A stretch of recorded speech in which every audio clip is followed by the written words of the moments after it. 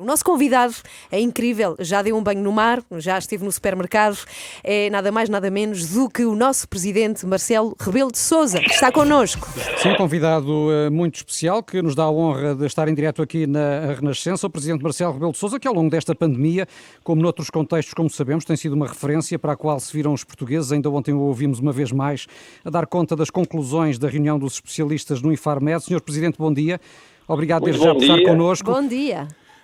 Muito bom dia e deixem-me, em primeiro lugar, agradecer o vosso convite e, em segundo lugar, saudar os ouvintes da Renascença e recordar outros tempos em que, por várias vezes, fui colaborador dessa instituição nacional. Eu devo dizer, Sr. Presidente, muito bom dia, fala Paulino Coelho, que se aqui estou hoje nesta casa, muito devo a si, porque estava eu a fazer uma oral consigo e disse-lhe da minha vontade de fazer rádio, o Sr. Presidente incentivou-me a seguir o meu caminho pela rádio, exatamente. Valeu a pena. Valeu a pena. Aquele 8 a ciência política valeu a pena. Isso aí, é que realmente podia não ter Foi merecido, de certeza.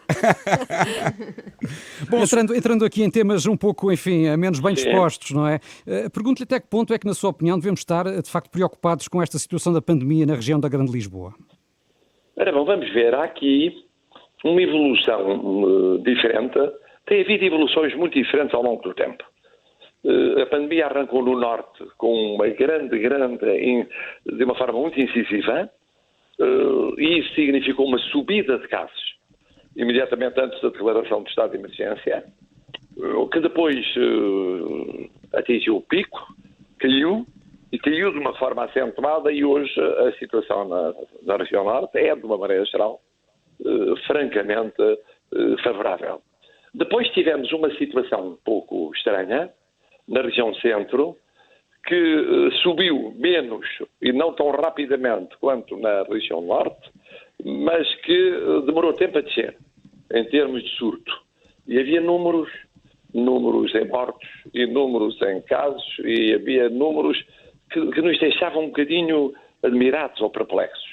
Mas também na região Centro se assistiu a uma evolução muito positiva. A região de Lisboa, e depois, claro, houve regiões que foram muito menos atingidas e que tiveram um grau de preservação apreciável, as duas regiões autónomas, e o Algarve e o Alentejo em particular.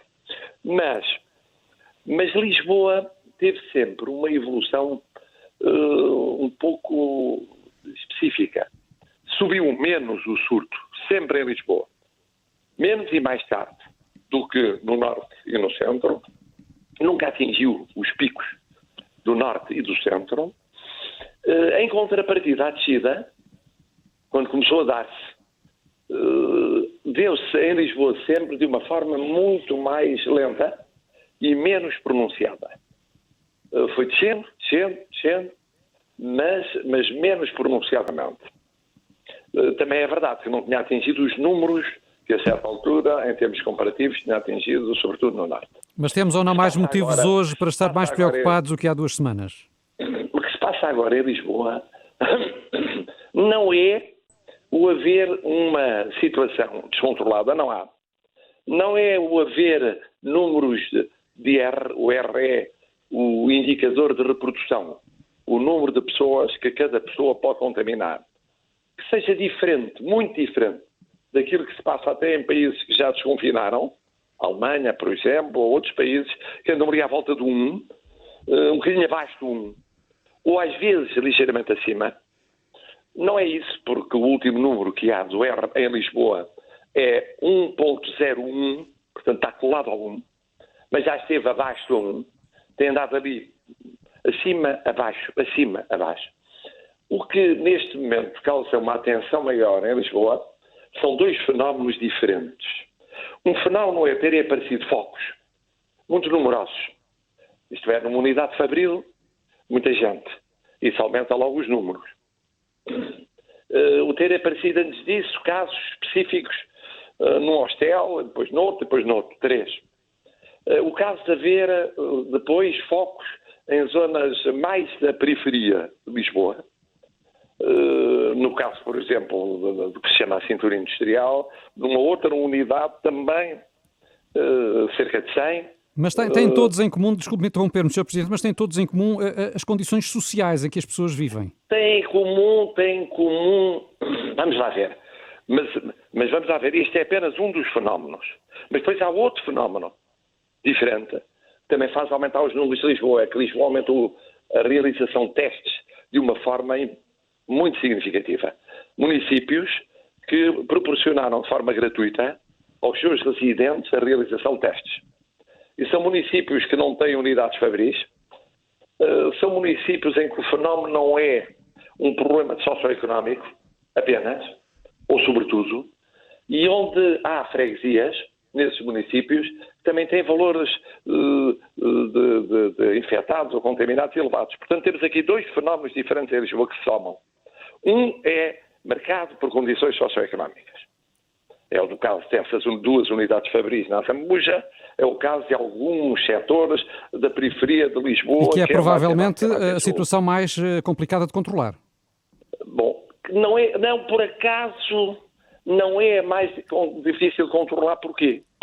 Porque aí sabe-se qual é o fator de unificação, sabe-se onde é que está o foco, sabe-se está ali.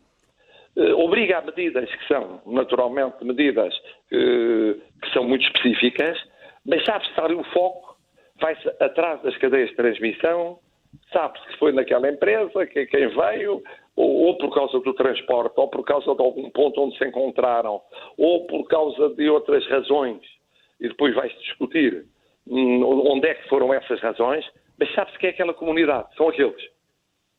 Isso, apesar de tudo, dá um caminho.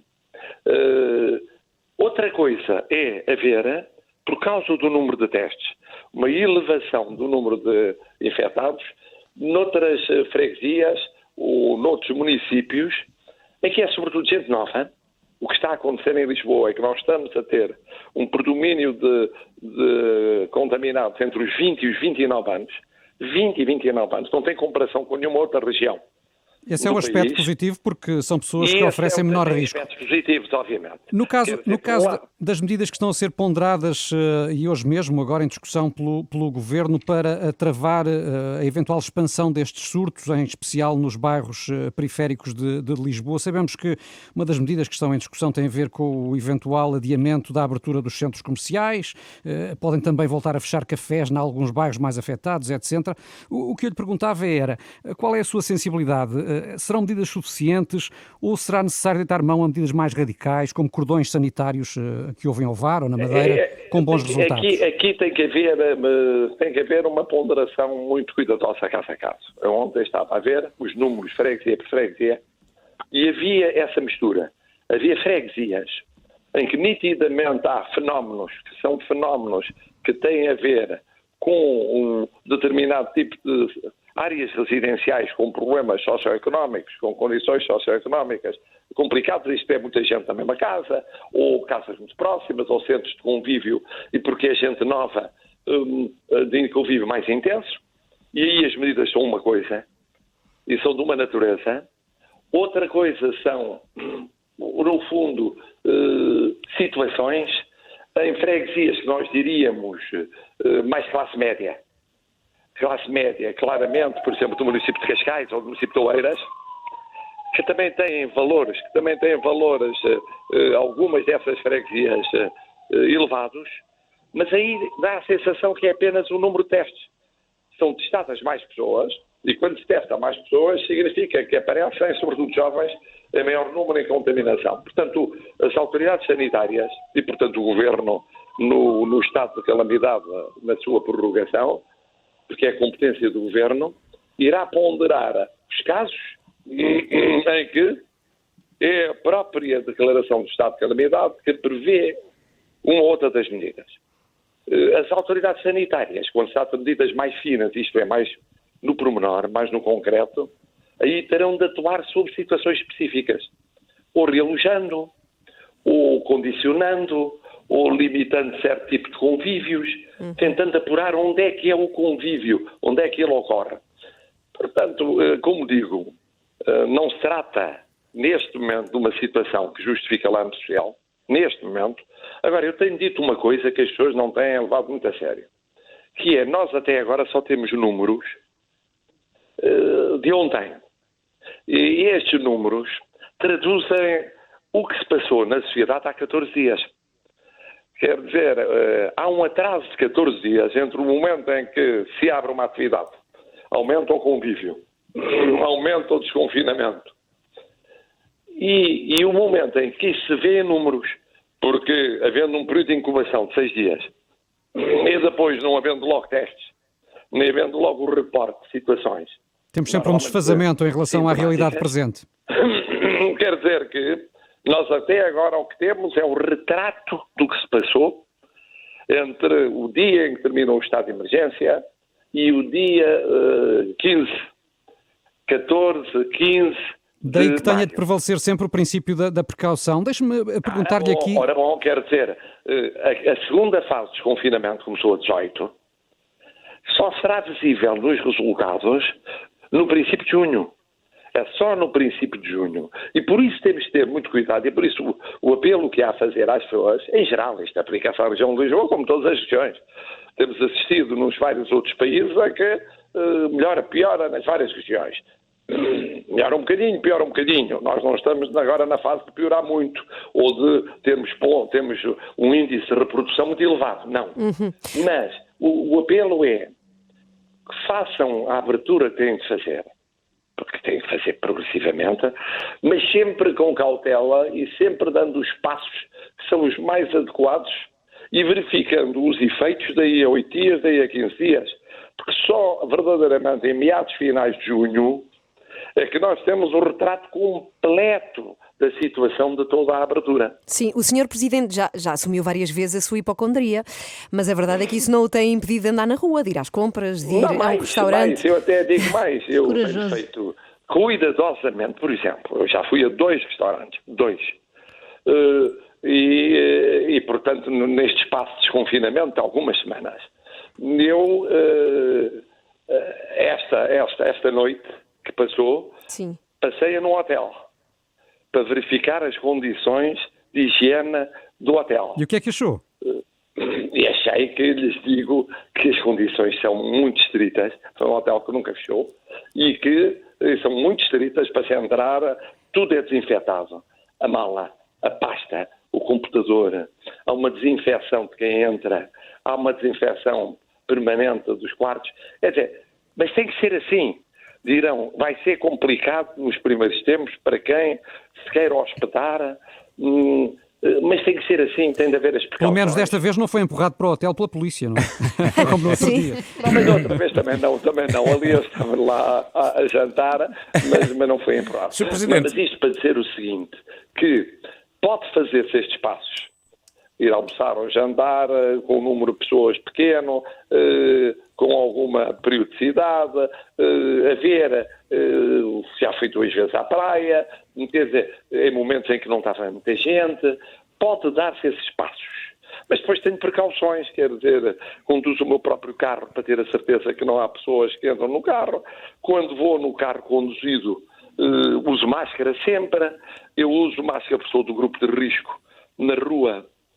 Sempre, obviamente fui dos primeiros a usar máscara sempre em estabelecimentos comerciais, em livrarias, em museus. Até para servir de exemplo, não é, Sr. Presidente? Tem que ter o bom senso. É evidente que este fenómeno que se verifica em Lisboa e que está sobretudo muito forte no setor mais jovem, é um setor que não tem praticamente mortalidade e que tem um número muito pequeno de cuidados intensivos e de internados. No entanto, deve fazer-nos ter atenção, porque esses jovens também têm pais e também têm avós e também têm tios, e, portanto, eles têm uma sensação de que podem conviver mais à vontade, com menor risco, mas deve haver sempre a preocupação do equilíbrio com o risco social dos outros. Sr. Presidente, deixe-me perguntar-lhe...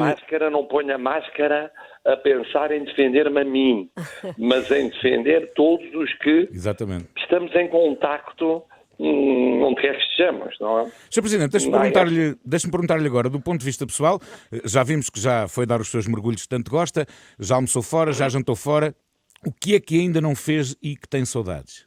Por exemplo, não viajei de avião. ainda não viajei de comboio. Hei de experimentar transportes coletivos em que já não utilizo desde os inícios da crise, quando apanhei um elétrico ali para fazer uma pequena distância junto a Belém, mas portanto não tenho usado ainda transportes coletivos. Há realidades que realmente ainda não fiz e que irei fazendo aos poucos. Não regressei ainda a um estabelecimento em si, não é de regressar à minha universidade para ir lá ao meu gabinete, para ver como é que está, como não está. Quer dizer, há coisas que se vão fazendo aos poucos. Naturalmente tenho cuidado com as pessoas que recebo em Belém, não recebo mais de uma ou duas pessoas de cada vez, muito espaçadas. Faço testes. Fui a Ovara, por exemplo, e depois fiz um teste no regresso de Ovara, depois do período de incubação. Quantos é que já fez até agora, se não é indiscrição?